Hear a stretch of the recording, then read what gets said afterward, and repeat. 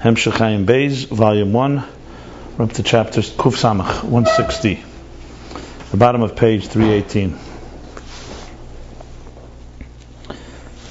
Okay, so we just, chapter 159, we learned essentially, basically, they're called the Medida of Torah. That can be the title. The parameters of Torah, which includes mitzvahs, of course, and Torah itself, manifest in a parameter way. So though he didn't ask the obvious question, how could something that is Amshachas Atzmo, something so divine, have parameters? But basically that is the theme of what does the parameters of Torah mean, as opposed to parameters of existence. Existence, you could argue, God created it, basically a structured world. But Torah also has structure and mitzvahs. And they're also fundamental to Torah. They're not an aside. It's not like God wants a mitzvah, and because you happen to be in this world, the mitzvah has to have this measurement. It's fundamental to the mitzvah that it is measurement. It's transcendental. Right. And it's based on, in other words, the Torah, as it's rooted all the way up in the highest source, says this mitzvah, that mitzvah. And each mitzvah has its own particular details and all that. So the Kudah is, this also comes from Gvura, but this Gvura is called Tagberus HaChayis. This is Gvura not from the word, in other words, just restriction or restraint or limit. Gvura, Tagberus HaChayis, intensity.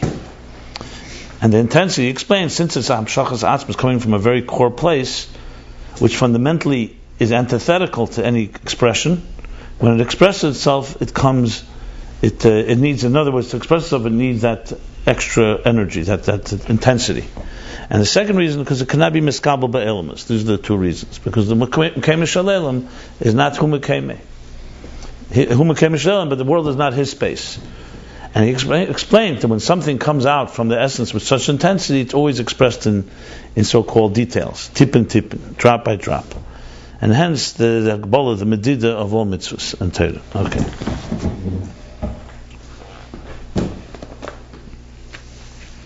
And yet, the same Torah, as it comes from there, goes through Shtalshlus, through the whole order, and each level there's different levels of revelation. Like he said, B'mkeme, in his core space, how Atzmus is, how divine is on its own space, it's in its own, it's completely revealed. And other levels, it depends on where it is. There's different levels of revelation, and hence Teres Atzilus, Teres Habriya, Teres Yitzira, as the Torah comes down. Word. And this is the Chiddush of Matan Torah, Amshachas Atzmos. What does Torah do? It transcends and bridges the fundamental hierarchy that exists from the Kav HaMidah. The Kav HaMidah measures in a regulated flow, step by step, as we learned in chapter 158. Torah goes beyond that, even beyond what the others do. And Torah brings in a whole new energy of Atzilus into Biyah. As the Medrash says, Al Yenim come down, Tachtenim Al Yenim.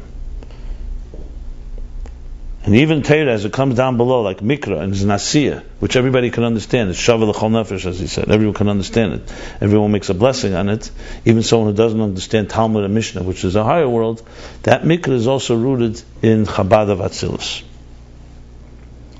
Okay. So basically, Atzilus is where Torah resides, and the different levels of the sections of Torah. Mikra is Chabad, Mishnah is Chagas, Talmud is Nehi. That then comes down into Biyah. That was Matan Torah. So before Matan Torah, it was an Atzilus experience. You want to learn Torah, you have to go to Atzilus. So the others were there. Kaima Kol Torah Kula. But not Biyah, not this world was not capable of being receiving it. Matan Torah was the lashon, was Matan Torah. Vayered Hashem, God comes down to earth. In the lashon of Kabbalah Chassidus, Atzilus comes down to Biyah, basically. And Biyah elevates to Atzilus. That's the Yenim Yord Lamata, and Tachtenim go up. Okay. So that's some Shachas out. Atzilus Mamish Lamata. So now we continued 160. Obira Inyan, who, remember, just to make sure we have the context, and you'll see as we go here, it's all about interface. So now he's really going back. If you remember, chapters and chapters, we learned about the Ovis, what they accomplished, Kel Shaddai. And now he's moving into Torah. So now that we established that Torah also has an element that also comes through the Kav HaMidah, Knei HaMidah, or even higher than that, as we just learned. Because also Gvura, but it's also a Medida, different type of Medida measurement in existence. So Torah also, in other words, speaks in the language of Gvul. However, as we just discussed, it's a gvul that is defined by its intensity coming from a very core place. Now, I'm sure he's going to come back to this topic, but I just wanted to make sure the context. But now he's going to go back to the concept of interface and Atzilus. Because, that's Atzilus, Ted is the Er Chodosh. As opposed to the obvious of the Er Chodosh. I'm just going back. We'll see where he began this topic, goes back all the way to Shavuos almost. So began the topic of Matan Torah began in chapter Kuf Lamed 130. There he began to say, to understand the difference between Er Pnimi, that it causes bittul in the world, with the power of Er Makif. He says, Bir Inyan, we have to understand the difference between Amshachad Ha'Ovis and Amshachad Matan Torah. And then when a whole discussion with the Ovis, referring all the time to Torah, but always very briefly, and now he's bringing it back to Torah. So really, what we have is that the Ovis create a bridge between the Gvul to the Sheresh HaGvul, so to speak. They expand the boundaries and the parameters of existence all the way to Arich. So that's what Shaddai, Ad Bli Dai. But it's still within the parameters of existence. And their work in Atzilus doesn't transform Biyah. And Matan Torah now comes and brings the Er HaBli Gvul. That's the key thing. But it's the Er HaBli Gvul as it manifests in the Medida and Gvul, which is the mitzvahs, and Torah as it's structured. So I just want to putting it all in context. He hasn't yet tied it all together, but it's important to mention it because he's definitely going back now to where he began. So remember, where he began was after the long discussion of Er HaBli Gvul and Er HaGvul, 3 levels in Sfiras, 3 levels in Keser. We're going back now to Torah as being Keser. It's the 3 Ksarim. I'm just thinking it through, Keser. And the purpose of the Er HaBli Gvul is to elevate the world. Remember, the purpose of Er HaGvul is to create the world. The Ovis, maintenance and what's called? Maintenance and Chidush and the new. The Ovis, however, come in with a twist. They not just maintenance, they make sure the maintenance is as good as possible. And then Matan Torah can come in and bring an Er Chodosh. So you really have 3 things going on here. Breishis Bara Elokim, which was subject to Chet HaTzadas and all the corruption and all that. The Ovis, Lahizchi Lahaya, they bring back existence to the way it's supposed to be, the way Eilam HaMilui, the way the world was meant to be. Nochsaden, and so on. But they don't transform. Matan Torah gives the power to transform. When Mashiach comes, that's when the transformation will be complete. That's the history right there for you. So a flow of energy to create and maintain existence, an abundant flow, a surge from the Ovis to clean it up and make sure it's as good as possible within the structure, connecting it to, which requires going l'mayla from Kav Hamida, you can call the Knei Hamida, the Chesed, and comes Matan Torah, which brings a whole new unprecedented energy that wasn't even there at Breishis Bara, in the beginning of creation. It's a very good way to put it, because you have the whole discussion now, you have a historical place for it. You have the structure, and then you really have the picture. Creation, Gan Eden, Ovis, Matan Torah, Mashiach. And remember, he spoke about it. Remember, he spoke Adam, David, Mashiach. Mashiach, I'm saying Adam is Rosh Tevis, Adam, David, Mashiach. So he spoke about the different stages. There were a few places, I don't want to go look now, but there are a few places I would point out where he makes that type of link, where he talks about the stages: creation, Ovis, Matan Torah, and then loss of it, Mashiach. Being Moshe, that's fine. But that's not what he says here. Oh, he says it here. Yeah. Okay. So no, but it's a good way to just put the whole thing into context. And the Ovis, remember, where does David fit in? He spoke. David is like the Shlomo Melech. There's Chemisir B'Shlomusa that the moon is complete. So that's on that. It's on that. Ovis, really, yeah. But remember, Ovis, yeah. That's the realization of Matan Torah, not completely. But yeah. He went back. A few places when he spoke about the moon. Okay. Those chapters. Also by Yaakov, if you remember, with the Matseva, he also went through how Yaakov prepared the ground. You have this. The theme is very, very clear. There's almost no. Remember when we learned about Yaakov with the Matseva? Remember it was my Morim about that whole marker and the pillar, the gal. And at the time, it seemed the Chatchili could seem almost like he went off on a different tangent, but he didn't. it's all part of it, because Yaakov is part of the Avos preparing the ground for the total Yichud. So you have here very good. So, and the Avos are the beginning of Matan Torah. We also learned it's the beginning of the unification of Matan Torah. But their stage is reconnecting, first of all the detached, realigning the world, and reconnecting the detached circuits. Right. Matan Torah then can come in and bring in that whole new energy. And like he says in Tanya, that's Kavar HaYamein and Matan Torah. That's really Matan Torah is the beginning of the power to transform the world that will be realized in the times of Mashiach. Very good. But the challenge is Gvul and Bli Gvul. It was realized in the miniature during the reign of Shlomo Melech. Yeah, and you have moments where you have so-called Giluyim like that. But we're talking about permanence, the type of Beis HaMikdash HaShlishi. Yeah. Where it says Migdash Ad Nekein Yedech, that no longer will ever be destroyed. Remember, Chet Tzadas destroyed. The Avos definitely reconnected and repainted, but they didn't completely eliminate possibility of destruction. They eliminated at that time. They went back and filled up the chassan, the lack. They maintained and polished. Yeah, you could say that. They did a good polishing. Remember, without the Avos, we don't have Matan Torah, we don't have us. They really did the hard work of pioneering. They basically broke through a pagan world and make it a keli for Elikus. That's a big thing. Pasach HaTzinner or something. Yeah, that's what it says on Avram. Exactly. So they didn't have the mitzvah. Matan Torah is definitely the next level. But you couldn't have Havaya before you had the Shmiya Vayalin, the Kel Shadeh, basically. Or else it would have shattered existence. That's why Matan Torah was not given. That's why Matan Torah didn't happen at the beginning of creation. Even though it's the purpose, Bereshis bara b'shvil, it says Bereshis b'shvil HaTorah. So why is the Torah not given? Because the world needs to prepare itself to receive it. Okay. So now we go back to Torah is Hamshachas Ha'atzmus to bring Atzilus down to Biyah. And here's the explanation. Now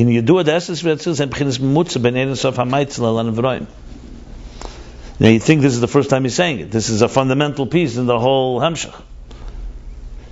But remember that the Rebbe Rashab is obviously aware what he's written, but he's like going back now and building the case again. So we're going to learn things here that we've learned already, and there's chapters, the entire chapters that discuss the purpose of Atzilus. We learned at least 2 chapters on that. In the beginning of the Hemshech, and then somewhere middle, where we talked about, if you remember the Sipur, how it reveals Machshavas and Alamis. So he also spoke about Atzilus, the Mutzah. So you do it at the 10 spheres of Atzilus, Mutzah ben Ein Sof HaMaitzel. Interface. So back very clearly, he's spelling out interface, which has been a common word, obviously, in the whole flow. The Mutzah between Ein Sof, the infinite divine light, HaMaitzel, of the emanator. Just to emphasize again, when we refer to the Eibishter, we can refer to him as a Boida, creator. That's usually Bria. Boida as in Bria. When you talk to him as a Maitzel, you're talking about like he's the emanator of the emanations of Atzilus. It's a far less, it's not so much of a creation as more of a reveal. Remember, Atzilus is revealing, like the spheres everything's creation compared to Atzmus, because Atzmus is not bound to anything. But within the Eir HaBligvul, once you're in the Eir Ein Sof, spheres are far more reflective of the divine, whereas a creation like a stone is more of a creature of the divine. So it's a big difference between an instrument of the divine or a tool like Spheres, as we learned, go all the way back to the root in the 10 hidden spheres. So they are the Mumutza, to the creatures. Right. The Chol Isavas, V'chol Hashpah Be'elmas, HaKol Me'erin Sev Baruch. Because all creation, everything that comes into being, to be more precise, Asavas is bringing into being, Mahava. V'chol Hashpah Be'elmas, and every transmission, every hashpah, transmission in the worlds, everything comes from Ein Sof Baruch. But it comes through Amtsoyas Hatzilis. It comes through this filter, through the intermediary, through the interface of Atzilus. And this we learned at length. I could refer to you right now to the chapter, just in case you want to look it up, what I just referred to before, by Sipur. Okay, let's see who finds it first. I know exactly. I know what it is. Oh, here we go. Now this is Mispar. Sipur. Pirush HaBeis. So it's a Maimer, here we go. It's Maimer Avram Zokin. Chapter 95. Chapter number 95, yeah. So there's a whole chapter, the whole beginning of Talmud, and what's the purpose of Atzilus? Because without Atzilus, we wouldn't know or feel the divine. We wouldn't have Yediyah Elokus, and we wouldn't have Argosh Elokus. We would be, like, at best, animals. So animals may have a sense of things, but they're not capable of going on a journey into transcendence, a journey into understanding their maker. What they are, and that's it. So every level is like an interface, sort of. Yeah, but Atzilus is it's like parts of him, sort of, because... I don't know, where did you get this word from? I mean... It's a second.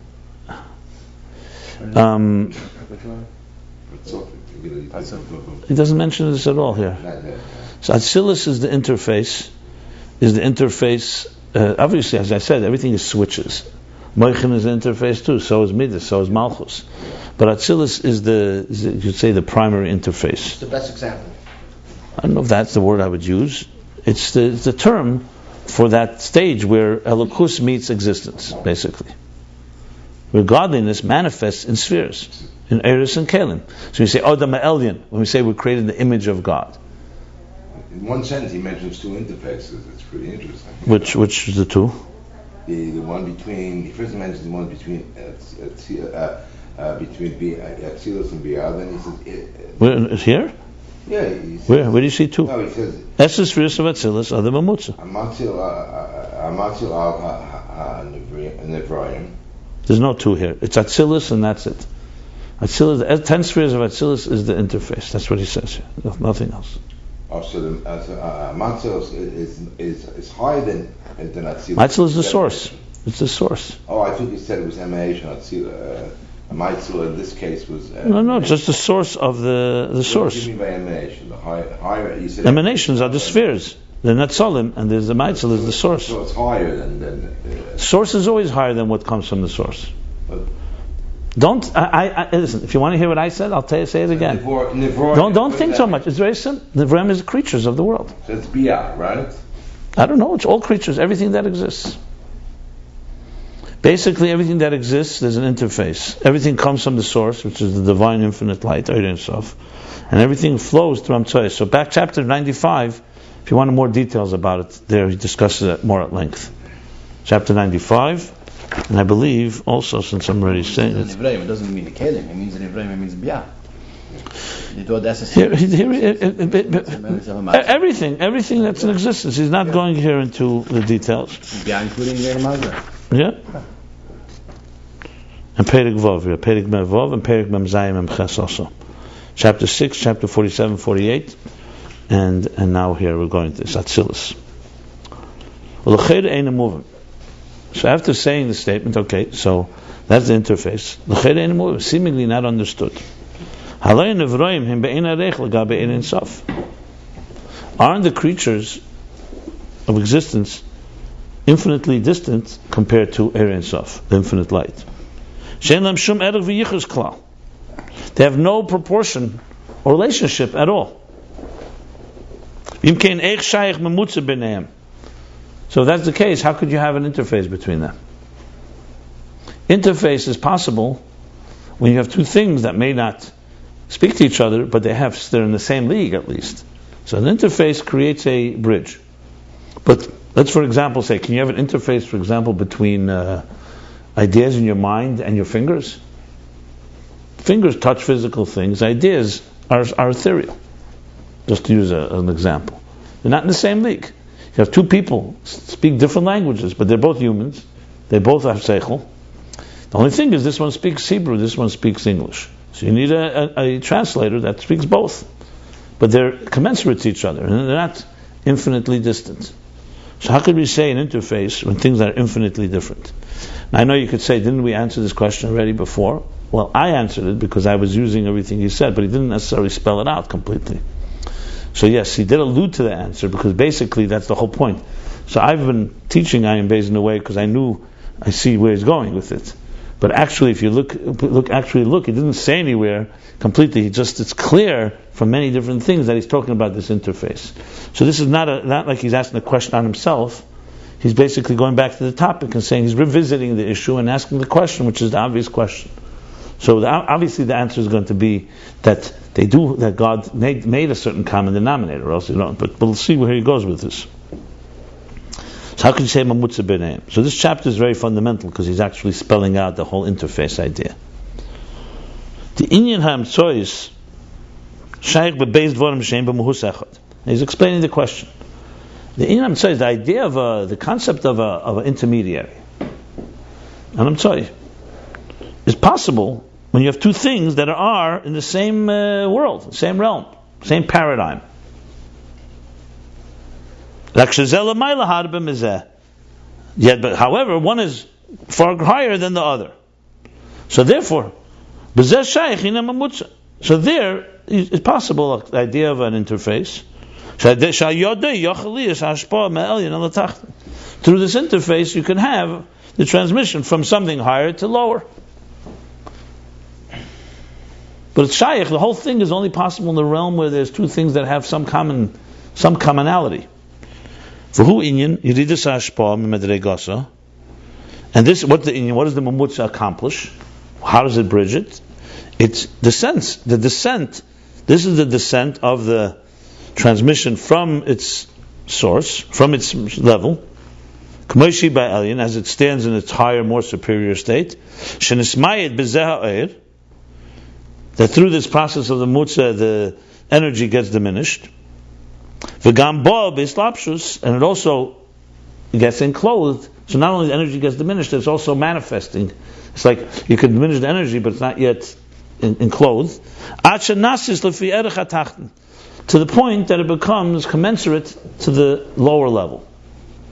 So teacher, student, classic example, as we've learned. This too. A teacher has a very high level of wisdom. The student could not understand it on his own, but he does have seichel. The student was a stone, no seichel at all, no care, there's nothing to talk about. So the student's a beginner. So what does the teacher have to do? As we learned, he has to diminish the flow, has to also find ways to find the right words to enclose the idea, and then the tachten, the student that is, can receive from the teacher. But the premise here is, it's a given that they have something in common. Actually, Kivanti. I guess you learned it. I said the example my own, but I have to defer here. Like for example, transmission of intelligence from a teacher, from an idea from a teacher to a student. The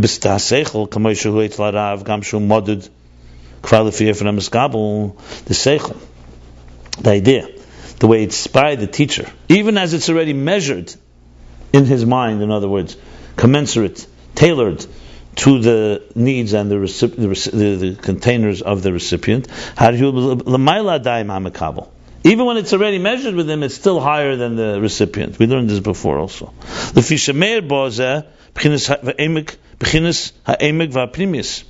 Because by the teacher, even when the teacher is preparing himself right now, he's already resolved in his mind what he's going to be saying. But it's still under the influence and under the shadow, so to speak, of the emek and pnimius, of the emek, the depth and the inner dimensions of this idea. So even as he's already in his mind prepared, let alone how it is without the preparation. You said this when you get to the why do we have to have a tzimtzum? Right, the two things. The siluk and the tzimtzum. Yeah. You could just make a siluk and then... That was one thing, but he also said it in the last chapter. Remember, when he said it right here, the two types of medida, there's two things. In the shame of light. The beginning of Kuf. The idea was said different places, different ways, but the idea is clear. So even there, it's still not commensurate. So that's why through the Amtsoy Shabazeh, in other words, through the efforts that create the filters and the intermediaries and the channels, the Hainu Shenismayit, what does that mean? That through these Amtsoys, through this, something new is needed here, something additional.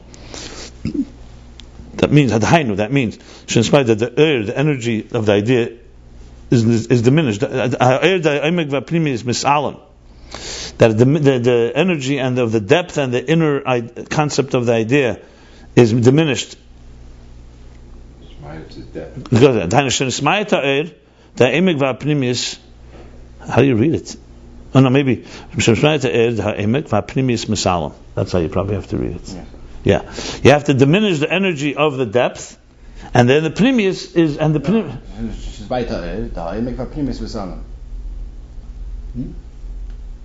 Okay, fine. Yeah, you could read it that way too. No. Depth. Emek is depth. The ha'emek. That's how I read it. But pnimius masam. You can both ways work. The teichin is the same. You're hiding the depth.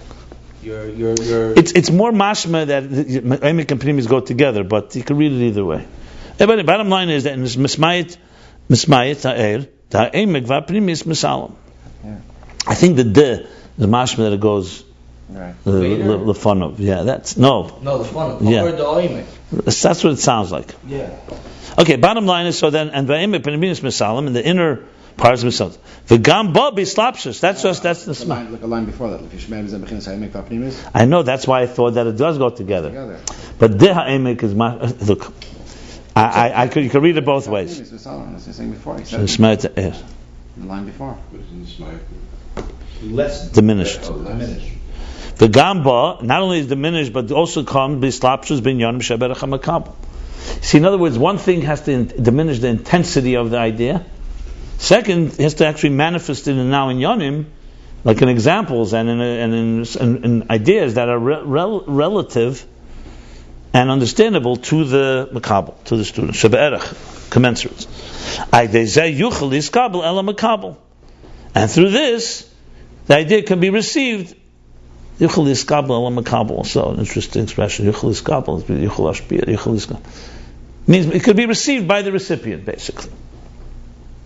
Because you say iskabel iskabel eitzel hamakabel, iskabel ayidei hamakabel. Okay, fine. Maybe it's the act of making it. Yeah. The teichin is right. I've just did the lashon a little. From Yiddish, iskabel ala makabel. So the could be. Yeah. And that fits. It's just pointing it out. The kol zeh b'mashpia makabel shem berach l'zelazeh. All this is possible in mashpia makabel, a teacher and a student, a transmitter and a recipient that are commensurate to one another. Aval b'dvarim hamuvdalim legamri be'etzem uhusam.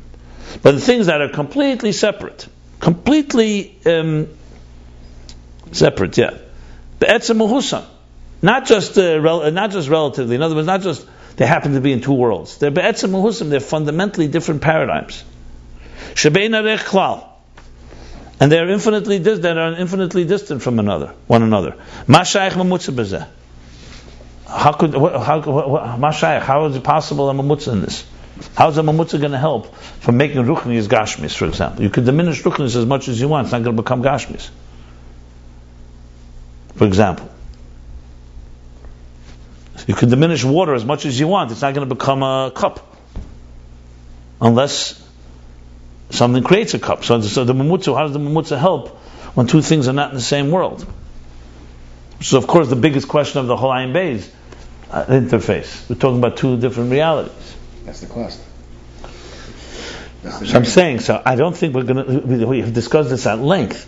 So that's why I'm saying, don't see this as like the first time this is discussed. If I recall earlier, he may have even asked this question: how could you say mamutza? When he spoke about Atzilus being, remember, he's coming to explain Atzilus. Atzilus is going to be the answer, but he has to explain what mamutza means. Okay.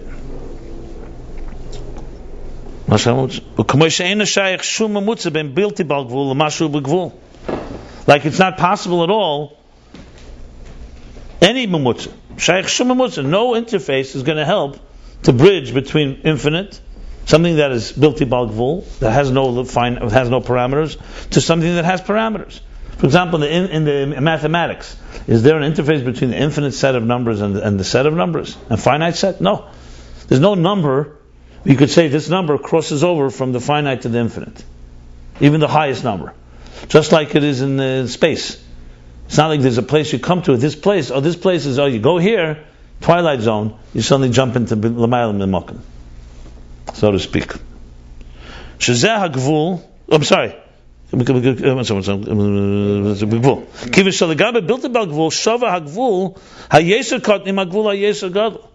compared to something that is without parameters, without something infinite, is equal the lowest gvul, the smallest gvul, the smallest finite entity, to the largest finite. Imkein ein shum emtzoi b'neim. And therefore there's no emtzoi, there's nothing interface. Oy gvul, oy bilti bagvul. Or it's gvul or it's bilti bagvul. Where do you, one doesn't lead to the next. Teacher, student, it's a matter of diminishing in clothing, and they meet. Where's gvul and bli gvul meet exactly? Where are they going to meet? By the way, this lashon for sure was in a previous maimer. He said, oy gvul, oy bilti bagvul. It's on the left side. Do you remember? Many pages ago. I have to find that. No, it was a very point, a little different. I don't think he has the Mutzi. He also said by Misper.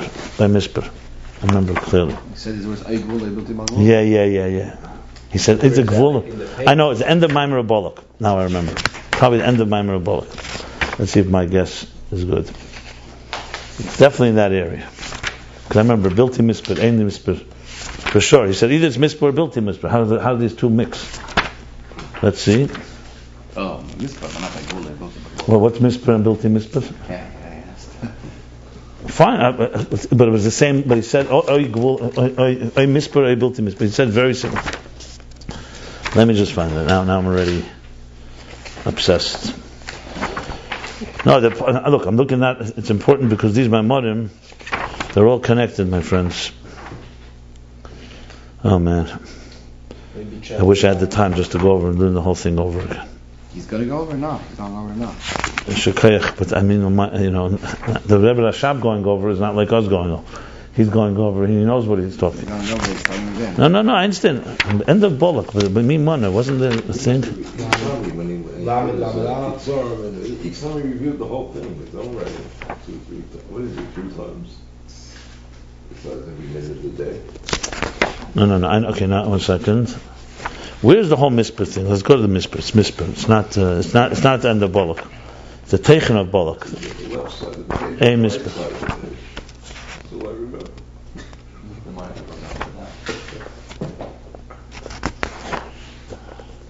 If I did a little more tshuva, I probably remember very quickly where it is. It's like 1,000 times more. I got to do a lot more tshuva. I'm not tshuva, whatever it is, maybe what we eat. Okay, no, it's later. No, but it definitely quotes Bolok. That now I remember. That quotes Bolok. I gotta find this. 1 second. Just give me a second. Okay. You put the film on pause while you do it. For the sake of the listening audience. Okay, I found what I was looking for. Yeah, page Kuf Samachay. The end of. It's a Bolok. It's Shelo Yisofar.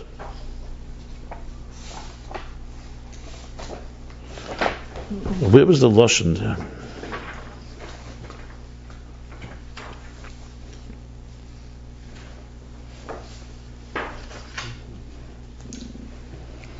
Okay, the Lashon I don't find, but the Teichen I find on page Kuf Samachay. But I remember he has the question. He says, Yeah, that's clear, I know, but it's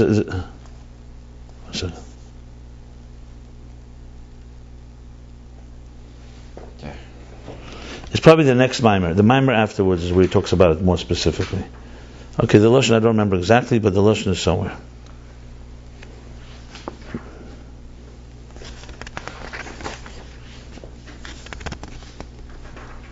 Okay. If somebody runs by, comes across it, let me know.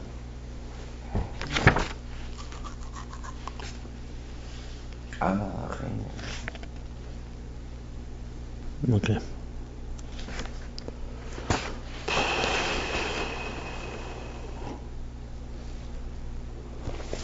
Just very, very similar. Okay. So I say the gvul obligvul. So bilti bagvul. So yeah. So we have the question clear, right? Good question, clear question, very clearly spelled out. So however, the answer is the hinin is baralel be'erech. You see how he's. That's why I say this chapter is a lynch. It's a connecting. I marked down, by the way, which chapters are connecting chapters. There are chapters that are key. Interface chapters. Yeah, exactly. No, they are. Where you suddenly see that he's coming to a juncture and he's like bringing together what he spoke in this. The answer is more than the answer. The Inyan in this is whenever he says ba'erech, you could rest assured it means that's a fundamental discussion. Because now we learned earlier, it was explained earlier, be'erech at length, how there are two types of transmissions from the infinite light. One is a form of Ein Sof Mamish. Literally, remember the two tracks, a flow, an endless flow, and the second is a confined flow, Gvul Amida, with measure. And the first level is Ratzon Elyon, God's desire, the supernal desire. This is a good summary, actually, because Mamish connecting Ratzon. That comes in the form of Makif, transcendent. Remember, surrounds, meaning is not confined. It not surrounds. Doesn't mean it's Makif physically. It means that it's not within. It's a hovering. It's an all-encompassing energy, like he says in Tanya, Perik Memches. So even Makif doesn't go right through everything in the world. Yeah, it goes through everything. It says in Tanya, it doesn't mean Seva Makif as in like surrounds. It means not that it goes through either. It says it's everywhere, but it's not manifest anywhere. In other words, it doesn't enter into containers. It's not integrated, basically. Makif and Makif, it encompasses all the worlds equally. That's the Ratzon. That's like the Keser. The second is the Kav, the ray of energy, the thread, the line of energy, Kav. That's Nimshach Meir Ein Sof. It also transmits from infinite light. That comes in a measure and a finite flow, commensurate to the worlds. And it comes in clothing, in a manifest way, and dividing the Esesridus Atzilus, in the 10 spheres of Atzilus. Ratzon, like you just said, is a shava. It's equal in all the spheres. It's an equalizer, because it's a Erab Ligvul. Erab Ligvul, like we just said, 1 and trillion, the lowest and the highest are equal. Also because it's Ratzon. He wants the smaller worlds just like he wants the bigger worlds. Yeah. He wants them It's one Ratzon of the whole. He wants the building. So there's the distinction between one part. But then comes the Kav. The second is the Kav, and the Kav is a Midav Gvul. And that it should manifest, and its distinction between 10 spheres. And we also learned, this is basically summing up everything we learned. And also in the root and source of the Kav. The way it's before the Tzimtzum, pre-Tzimtzum, Yesh Be'eses Spheres. It has 10 spheres. I feel relieved when I read this, because it's, you always wonder whether you're off track, Reality check. And what is it? It's the 10 spheres, the 10 hidden spheres, Matzilan, in the emanator, in the source, in other words. However, they're completely, as we learned, completely plain, completely unshaped, and complete unity. We learned that length. That's the sphere Sagnuzis, is in that amorphous type of space. How it's all within the energy level. And after the Tzimtzum, they come and you start seeing distinct entities. And primarily that is once it manifests in containers. Remember, we learned 3 levels. There's the energies, the 10 spheres, how it's in the source. There's the 10 spheres, how they're in the Kav, but they're not yet in Atzilus. So they're already Kud the Kav Shetach. And then there's how they actually manifest and settle into the containers of Atzilus. Also in the Keiches we learned it. There's the Etzem Keiches Asmin, how the faculties are within the soul, but it's all part of the soul. The soul contains all abilities. Then there's the Keiches Nalamim. They already have distinct, but they're still concealed. They're, in other words, unconscious forces, but they're now forces. And then there's when you actually consciously, Chachma resides inside of you. So the first one is before there was a differentiation between Gvul and Bli Gvul. You can't say that because he's already arose in his will, gvul. It's a shir atzmi. The first one is where the bli gvul, the artist with infinite possibilities wants one. But it's all a want still. It's still it's the artist has designated and allocated and estimated. It's how bli gvul estimates the gvul that it wants to create. It's like an artist with infinite possibilities envisioning one possibility, because it is Esa spheres. It's not bli gvul spheres. It is 10. But it's not 10 spheres tangible, it's 10 that God is planning. It's in the plan, so to speak. It's in the mind, whatever. We discussed this at length. You remember, right? You remember? All the different examples. It's spheres and kets is higher, the field and then there's the field of energy. I mean, we learned that, but there is a root. Remember, the point is shar she'eris. There's a root for the energies that are in the containers. Chochmah in Atzilus is rooted in Chochmah in the 10 hidden spheres. That's the bottom line. 1 second, let's see how he's going to do this. This is the root. And from these two levels in the root, I'm sorry, not in the root. From these two levels, the Rotzen and the Kav, the Er HaBli Gvul, the Er HaGvul, right? From these two levels are the two types of transmissions. And two types hamshachas of transmissions, hashpahas, are flows, I guess. Are all the transmissions and hashpah, hashpah in this case is like very similar. Hamshachas is a transmission, hashpah's influences, yeah. Hashpah is more like a bestowing upon them. Yeah, but here it's like two flows. It's basically everything that flows into the world. The elam. Are two types of hamshachas v'hashpahas be'elam. There are two types of transmissions in the world. The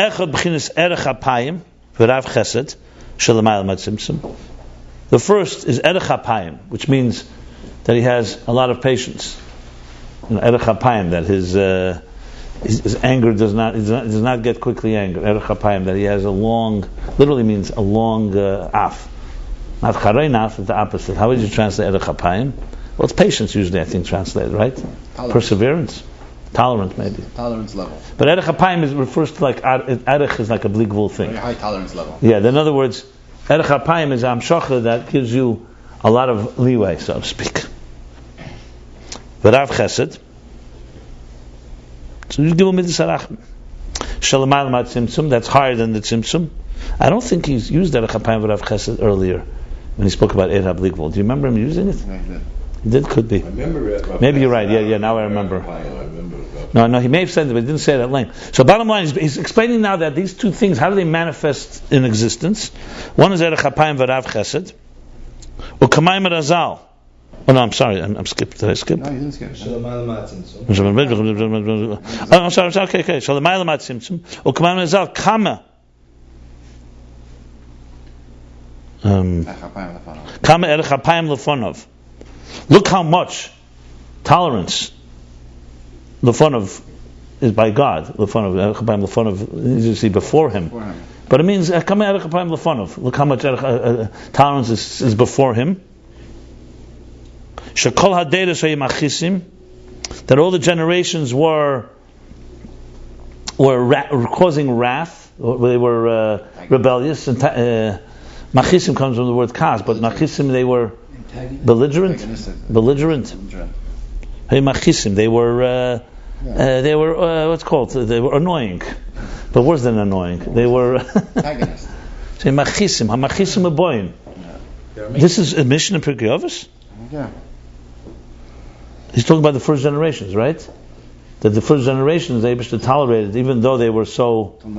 Yeah. But he's at the point of before the creation. Then he says, "Kama." There he says, "Kama erech hapayim." I think he said that's what it says. Machisim means they cause kas. So the erech hapayim, since it's way before this ever happened, he knew this was going to happen, yet he had erech hapayim. That's not the point. No, that even though it was happening, he was tolerating it and giving them 1,000 years of life. They were living long. They were getting blessings. That's not. No. Where is the Erech HaPayim taking place? What is that? What do you mean? When he sees, even though that someone's sinning, he's tolerating them. It manifests itself in the world. Right? Oh, the 10 generations from Adam and Noach to let us know Kama Erech HaPayim Lefonov. How great is his tolerance? That Chol HaDeiros, all these generations, those 10 generations, were basically causing more and more disturbance, wrath, all the different words for it. There's a word, not belligerent. Wrath is a good word. Charen. Anger. Okay, yeah, right. Now this is very, very relevant to the whole Ovis thing. And remember, the Ovis repairing the pipes. This is where the pipes are all messed up. Okay. So Erech HaPayim Erech HaPayim Befonov.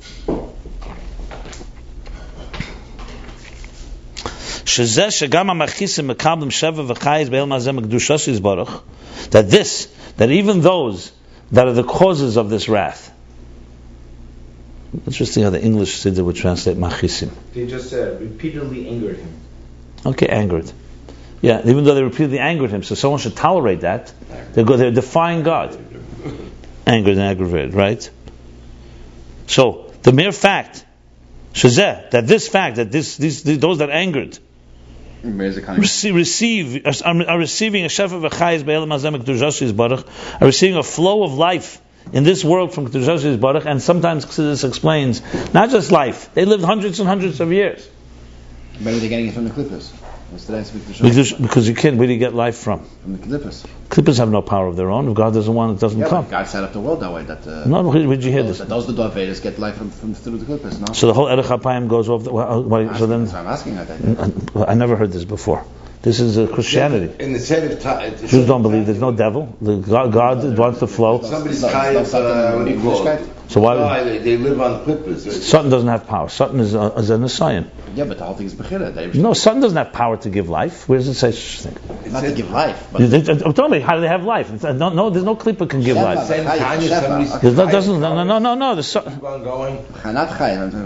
All life comes from God, from the God's holiness. Even if they're chayv koros, which means they're cut off, they still have something that's continuing.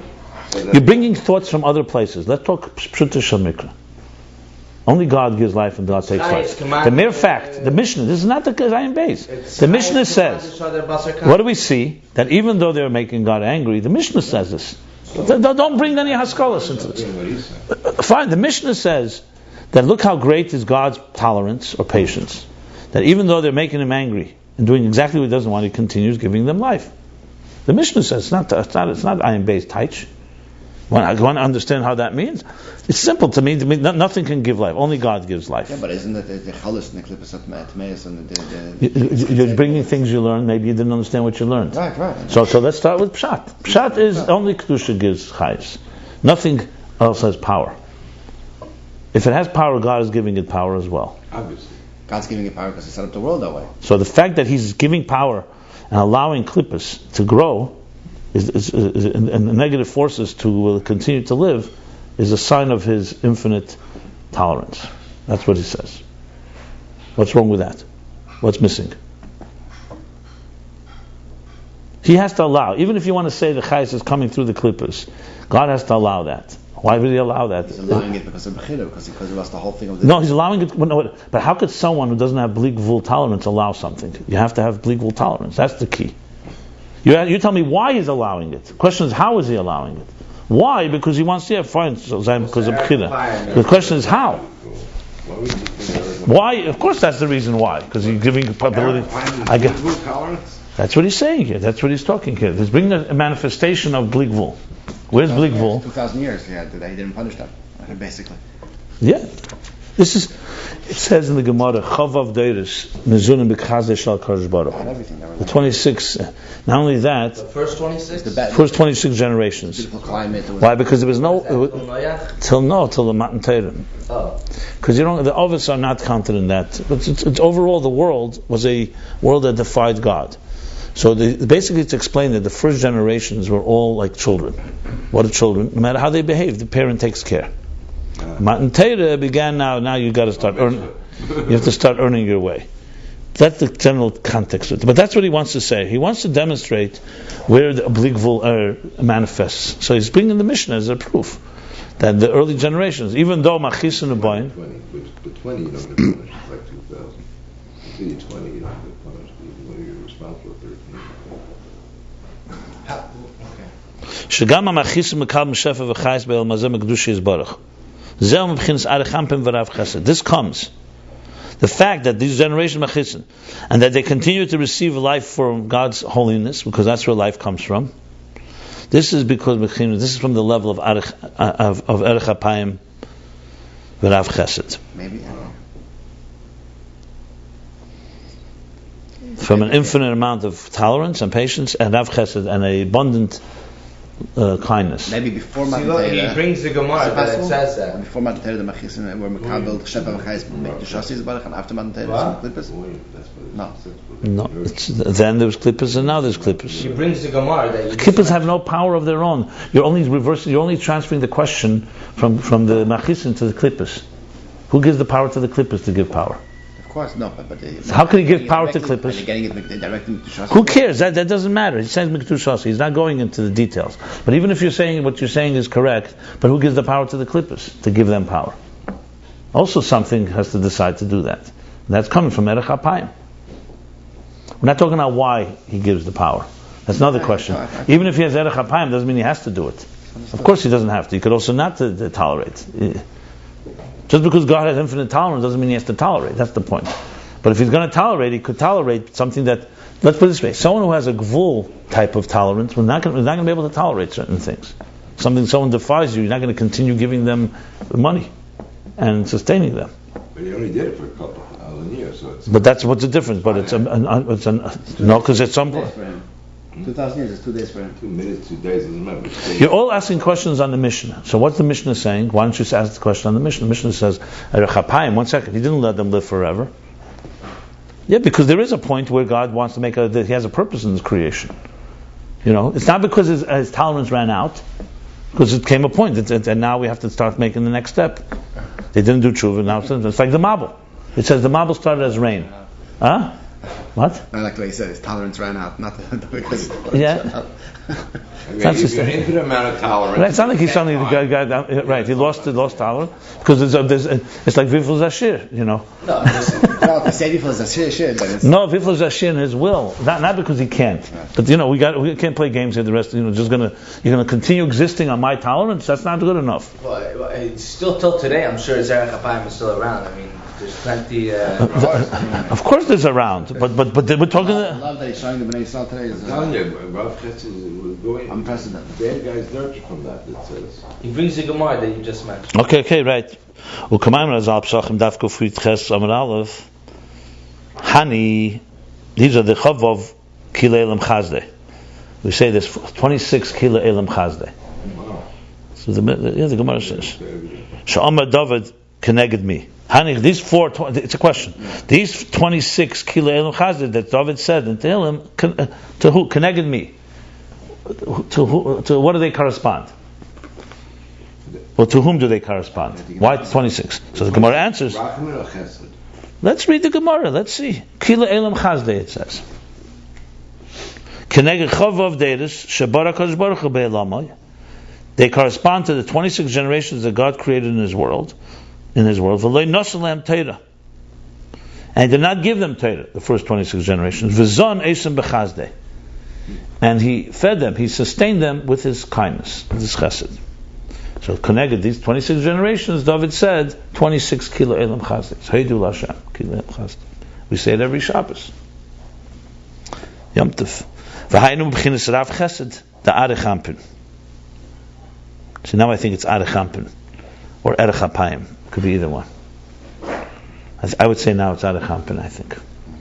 But either way, it's fine, because it comes from that level. It's Keser.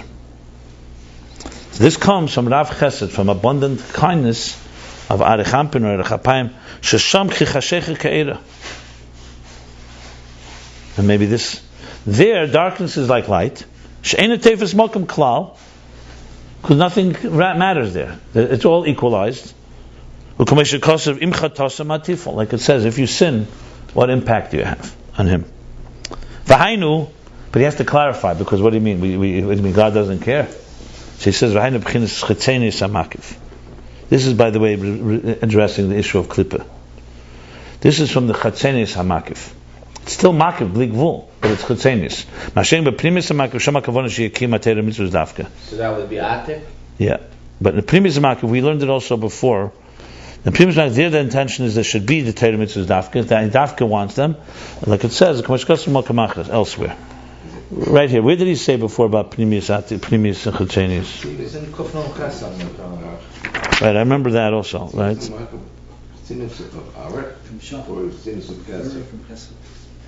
Where did he say chetzenis and primis hamakiv? It was also parentheses, also bavarning parentheses. The thing is, was right before that. It was in the long parentheses. Where? Yeah, on the right side.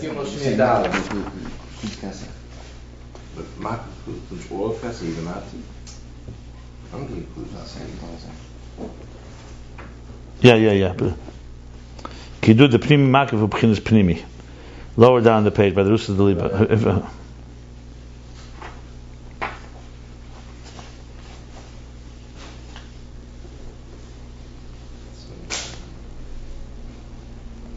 Okay, good.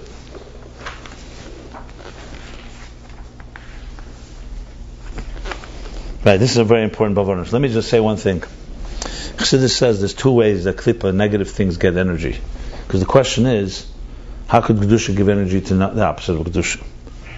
Obviously, he's able to do it, but how does it work? So they say it's two ways.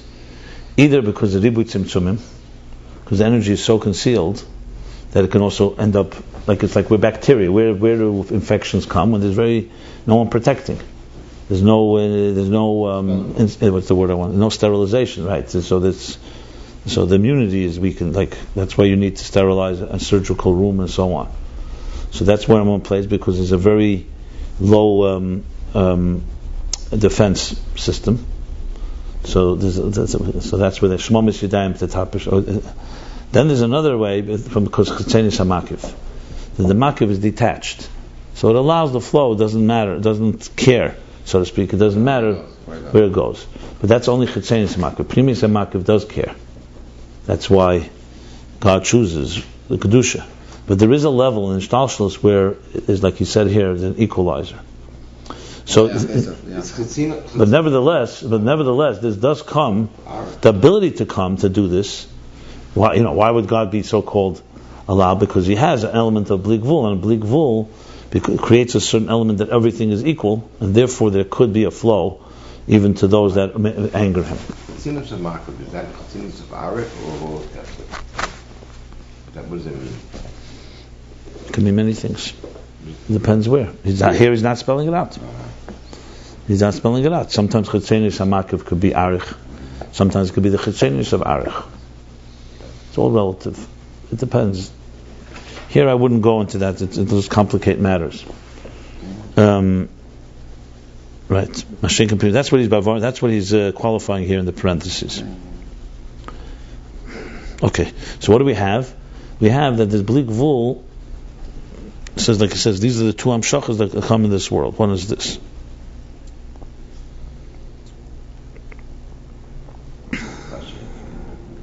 This is what the Gemara says. The world consists of 6,000 years. The first two are tayu, chaos. Second two, Torah. The second and the third two, Mashiach. So he says the first two is tayu, which is basically the first 26 generations, generally.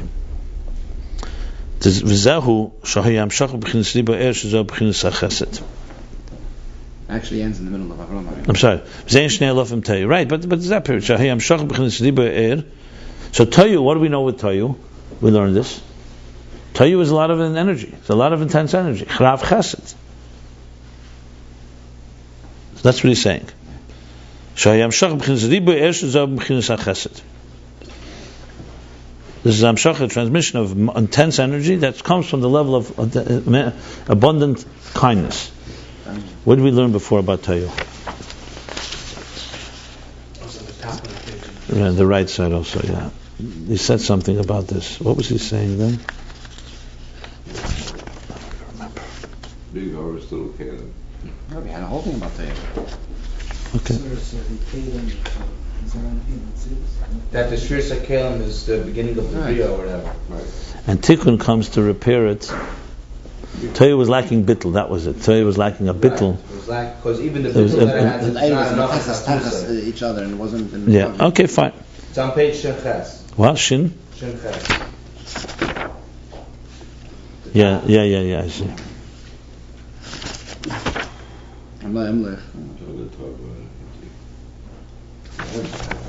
Right, okay, let's continue. So parentheses. Ube'emes haridibu eina l'teva amitis. Now, it's an obvious question. You keep saying Rav Chesed, abundant kindness, that's usually a sign of good things. Someone has abundant kindness. He says, Be'emes, in truth, ribu eir, an abundant energy, light, is not l'teva amitis. Is not for the good, the real truth. It's not for the true good. Why? This was the cause for the shattering. It's explained elsewhere that the intention, the building of Tayu, which was in order to destroy it, in order to raze, R-A-Z-E, in order to demolish it. Remember we talked about reality, market correction. So the reason, why was Toyu put there in the first place? We always ask this question. Spoke about that. Right? So there's a purpose. The purpose for it is actually to destroy Toyu. The Toyu should taka shatter. But what's the purpose in building something and shattering? Knowing that you're building it, an intention to shatter it. She says because it's doing something. By shattering it, what you do is you're basically redeeming. That's the key here. Lahafrid, you're separating. The sigim. Sigim are the twigs, but like the so-called residue. I think dross. Dross is a good word, yeah. What's dross? A sigim, you technically right, Hebrew sigim, but it also could be. It doesn't mean here twigs in a positive. It means here the leftover, like the. Yeah, like that exactly. The dross is good. The dregs you called it, okay? Dross, dregs, the splinters. Well, it's what you want to get rid of, basically. Yes, sigim. For example, they use sigim sometimes when you want to polish, let's say, a stone, or you want to get rid of, like you're getting rid of some. No, but even by stones they use sigim. Sigim is used definitely. Expression like when you're cleansing something, so you're getting rid of its like the precious metal. Right. Yeah, you heat it up in order to get rid of this. Heat does it, or other type of situations where you want to get rid of the dross. That's a good word. Yeah. Or changing into something good.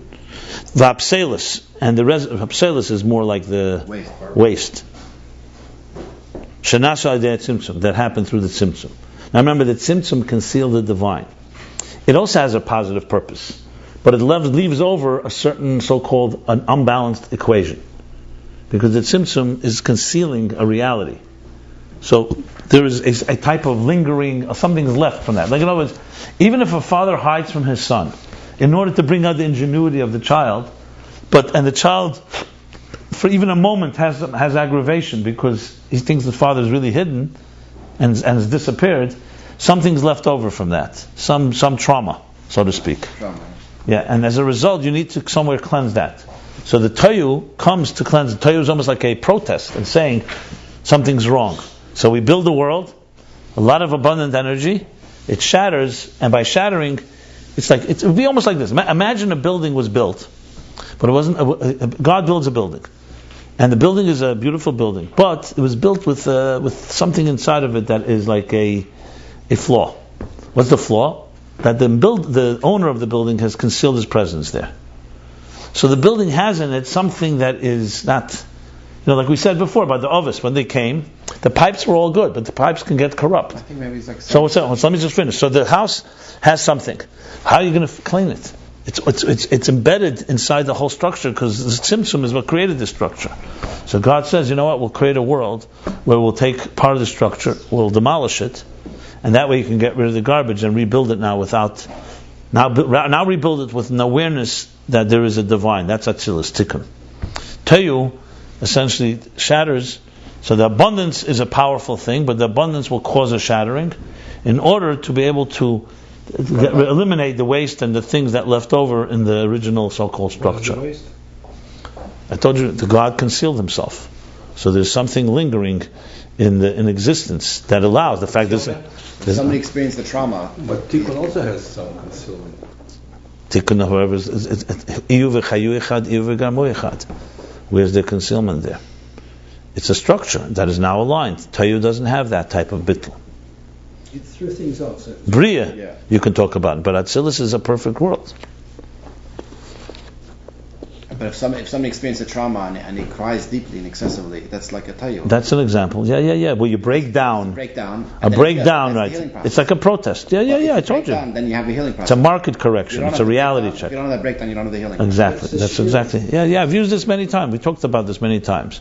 So it's in a way, it's a way to do. Look, it's basically when you have, let's say, a betrayal. Or you have something something happened that was bad, and you go into denial, and everybody thinks everything is good. It's not. The first step in healing is that there's an exposure, and things have to fall apart before you fix.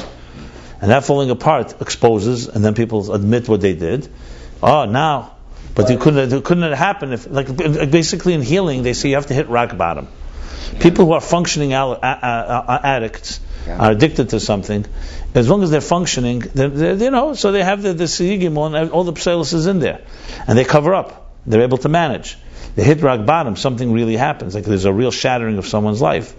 Then suddenly, it's like a wake-up call. Then that's opportunity to then clean out the crap that was there before. The siyigim and the pselos become exposed, and then you get rid of it. Exactly.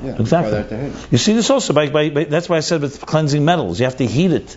Heating actually, as you could say, is destroying the object. But it's not destroying, it's cleansing it. You have to melt it down exactly to get out.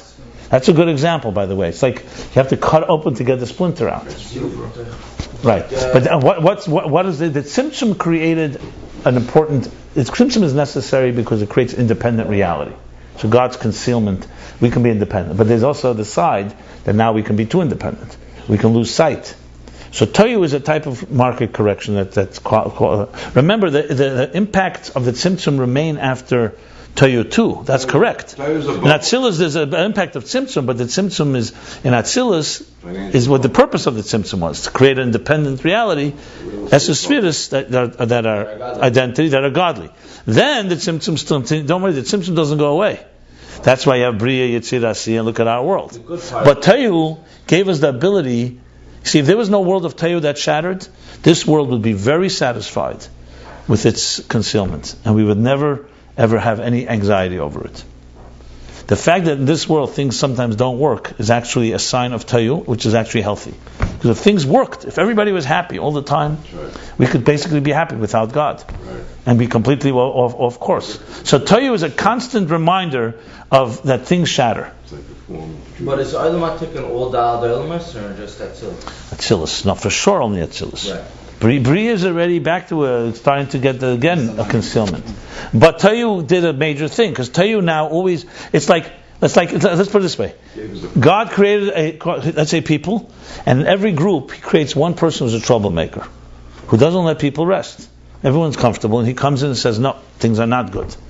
That's Toyu. So Toyu is a constant reminder that things are not so good as you think they are. The villain. And that allows to expose flaws. It's the person who nobody wants to listen to because he's always making everybody uncomfortable. It's the one who makes happy people miserable and miserable people happy. Why is it? It's like it's a voice, a moral voice. Moral conscience. But it's a voice that destroys, because he's going to come and tell you your life is not working. Baal Shem Tov. We have a very close connection to Olam Tov. And our Tikkun is our relationship to... Tikkun, Toyu is, by the way, all the Berurim. When we have to go find sparks in all these crazy places. Basically, everything bizarre about our lives is from Toyu. What's bizarre? That the bizarre journeys where you're going to go get your sparks that were allocated. Because remember, they scattered. So the sparks are everywhere now. They're not in an organized way. But that's like a shattered type of situation that you're rebuilding. We're talking about the shattering part. So it's a very fascinating role that it plays. You see it any time. Like, it's like the radical, free radical, they call it. So you always need an equation that's not perfect. You need something to make sure that's like, causes trouble, to wake things up, that it should, be aware. You could say maybe it's the nerve system. Why we feel pain. The nerves. So if you didn't feel pain, you could destroy yourself. Pain wakes you up to the fact that something's wrong. But pain is a very negative. Who wants pain? But pain is a reminder. It's a signal that something is not working. So maybe Toyu psychologically is an element of pain, a painful reality, which is a sign of awareness, not a sign of numbness. Numbness would not have any feeling. Gives you the chance. So it's a Rav Chesed. It's a Rav Chesed. Okay. Okay.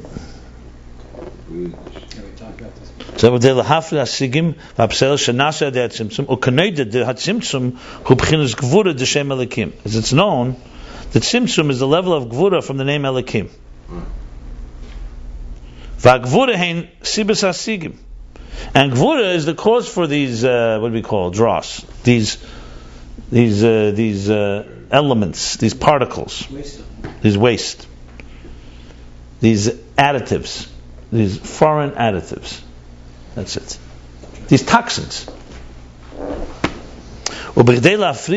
In order to separate them, because they're like embedded now everywhere. For this there was the building of Tayu. And it was in a state of abundant energy. And it shattered. So now when you pick up pieces, you only pick up the right pieces. You could pick up the right pieces, yeah. Right. Because if it was all along it was intact, you can't find the bad stuff, yeah? So now you can separate. Yeah, very good. That's the Birurim. That's Avedis HaBirurim. If this world was completely intact, no.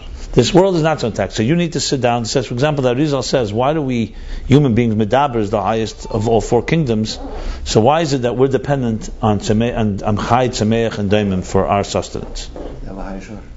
So he says, because their sparks come from Tayu, which is higher than Tikkun. So we go there, and we find, and those sparks come to us. But those sparks came here through a shattering. They became fragmented. So they're all over the place.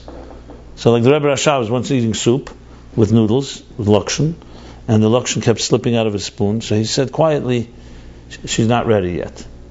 In other words, the spark wasn't ready yet. So the sparks are all over the place, but in a very disorganized way. They're all scattered. Could I safely say so life is such that we're looking for these odd places. We're looking for all these sparks, and that's our life trajectory. All the different bizarre twists and turns where we go through life, and we're looking for it. So the binyan of Tayu was in order to reveal this sigim, and now we have to find that, and we have to find, elevate the good, reject and so-called what do you call it, like klipa se zarak. You throw out the peel and you take the fruit. That was done.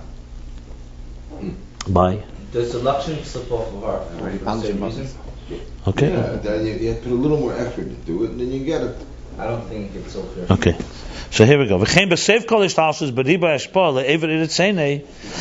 beginning of Ishtalshus, Tohu. He says also the end of the entire cosmic order, in the abundant transmission to Evrei Ritzeni, to those that defy God's will, to His will, who Commissioner Kosov u'mishalim l'seinov lavide. So the same thing, just like Toyu, he's going now the other extreme. Remember, we said, let's go back to what he said. That Arech Hampin allows for that even the machisin, those that anger him, they continue to have sustenance. He says this is Toyu, and the parentheses comes to explain it a little deeper.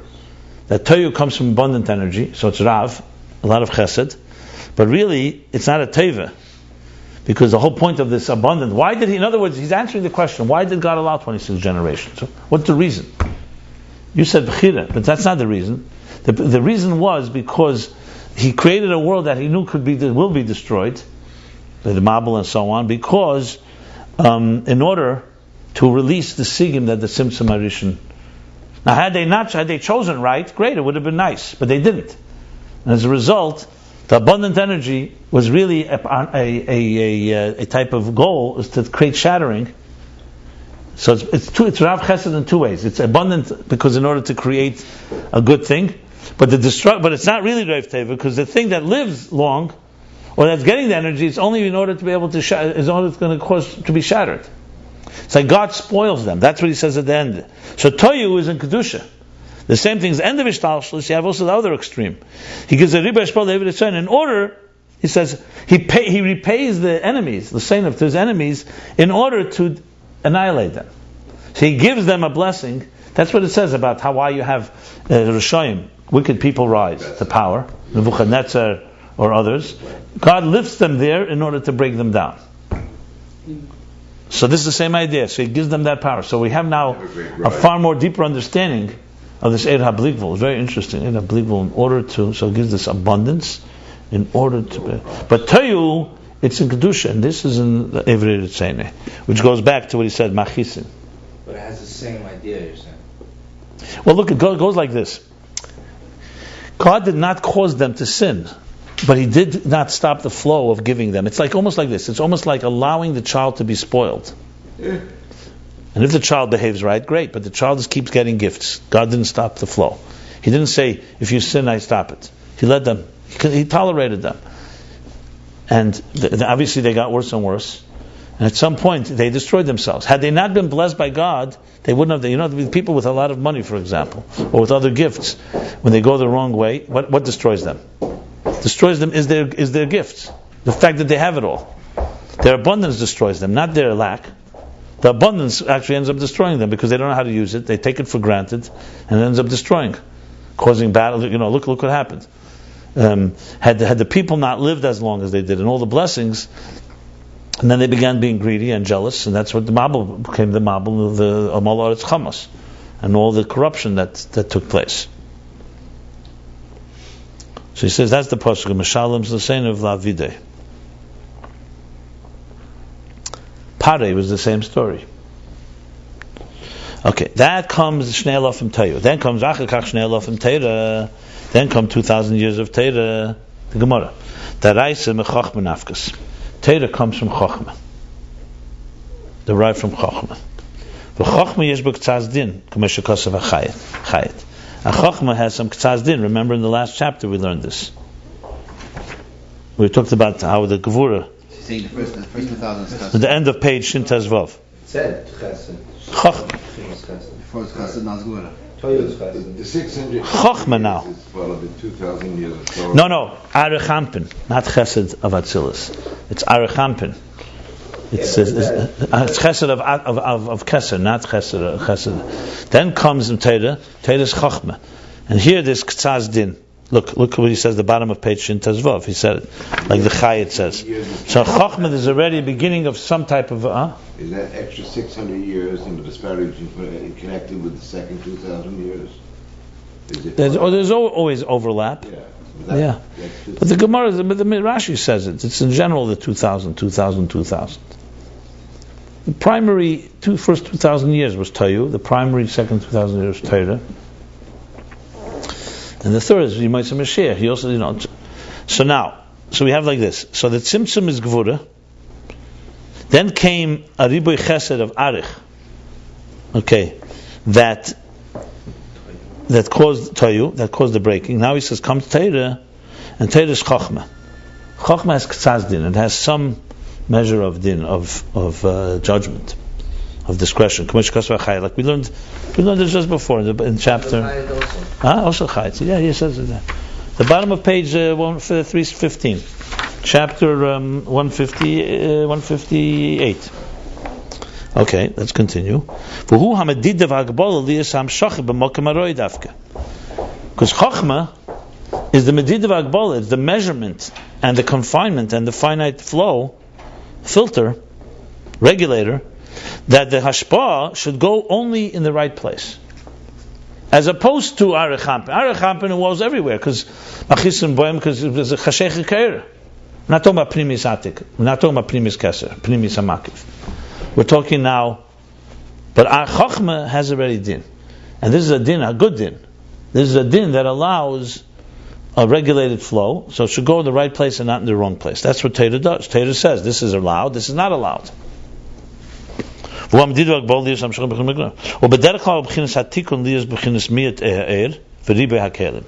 in general, it's not just Chochmah, it's the whole Chochmah is the beginning of Atzilus Tikkun, is the whole world of Tikkun. What is it? There should be a diminished energy, not such intense, like it doesn't tell you, and abundant containers.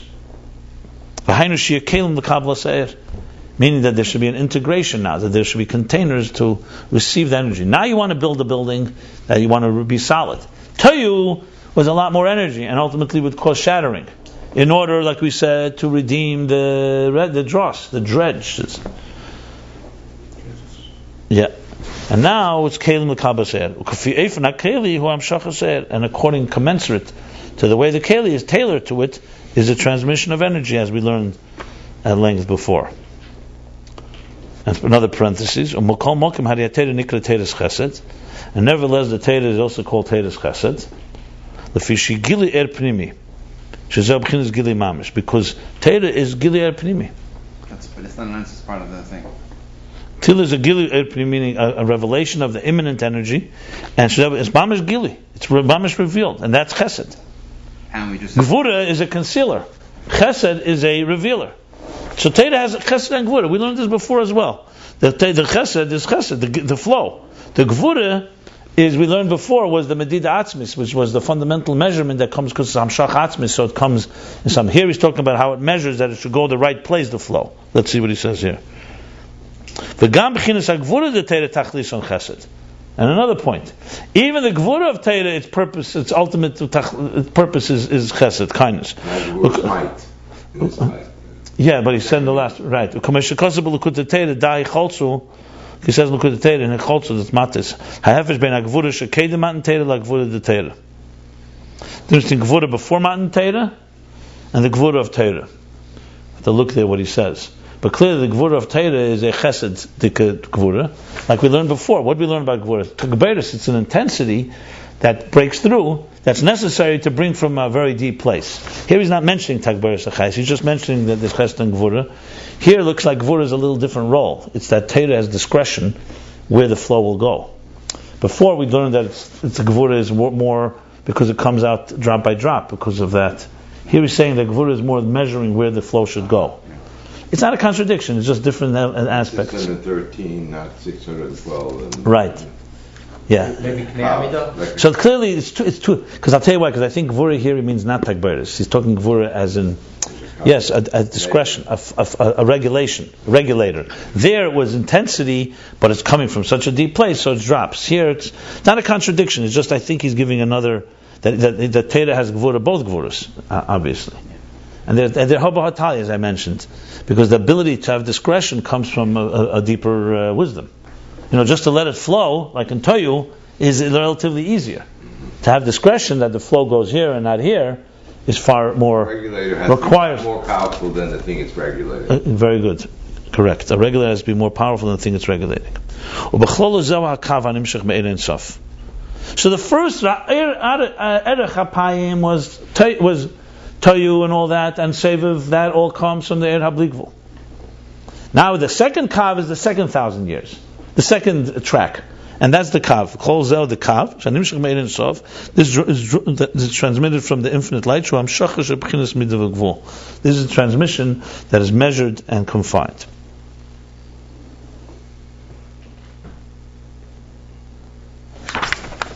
So I think we should stop here because this is going to go a little deeper now.